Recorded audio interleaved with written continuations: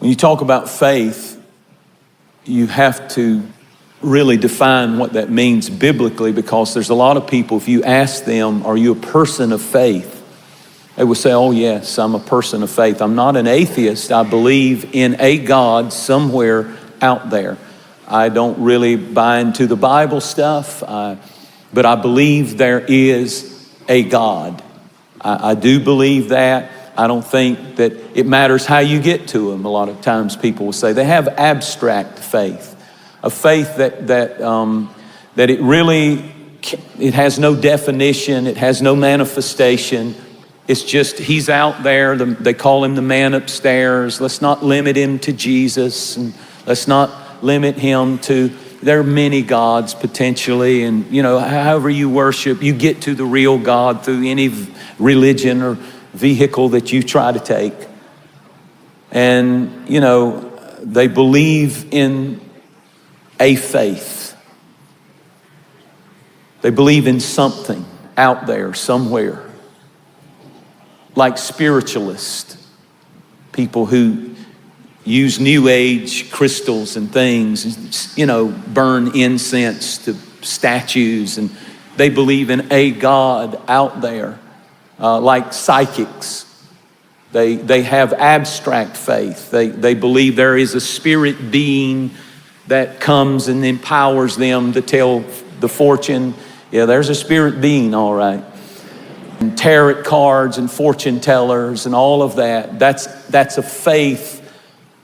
They believe not in the God of the Bible, nor are they being led or given their directions by the God of the Bible, but they believe there is some spirit out there.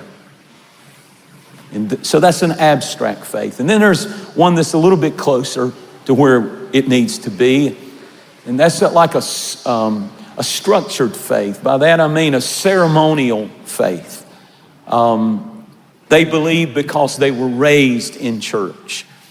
So they believe in the church. They believe in the ceremonies of the church. They're not anti-Christ. They're not anti-virgin birth. They come at Christmas. They come at Easter. They come every once in a while. It's a ceremonial. It's more about the ceremony. They want a Christian wedding. When I get married, I want a Christian wedding, they'd say. And when I get children, I want a Christian dedication. I want to dedicate the babies to Jesus. And that, they mean that. They mean that.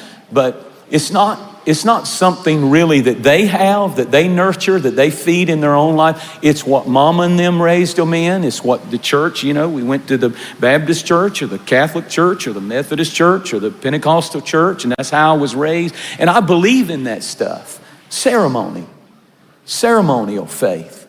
It's like water baptism. You can get in the baptism tank and you can be a dry sinner and go down a dry center and come up a wet center. The water is just water. It's not going to change anything unless there is real faith in you, not the church's faith, not ceremony faith, not abstract faith. And then there's transferable faith. That's what we get to in my text, because he says, Timothy, the faith that I see in you that is sincere, that is very real, it's in you. He said, I saw it first in your grandmother Lois and in your mother Eunice, and I'm persuaded it's in you. Somewhere your grandmother got it and she transferred it because it was personal, because the only kind of faith that is transferable is personal. You can't have a distant relationship with God and transfer it to your children.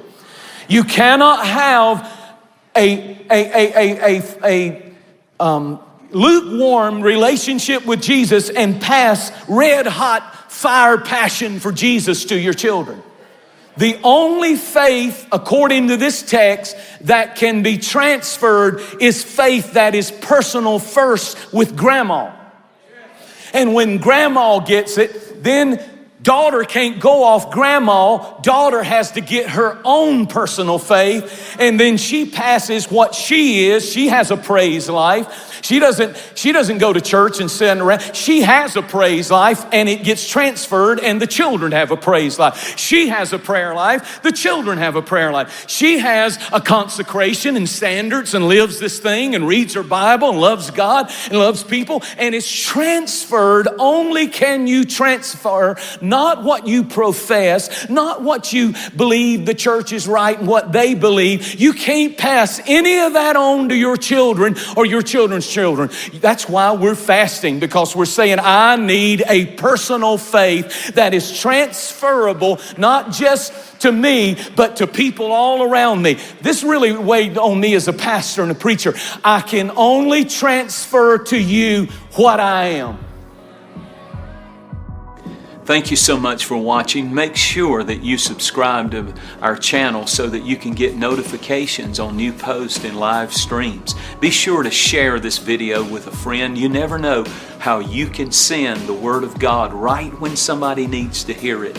And you can use your social influence for good, for the glory of God. Thanks again. Share it with a friend. And I really appreciate you watching. We'll see you next time.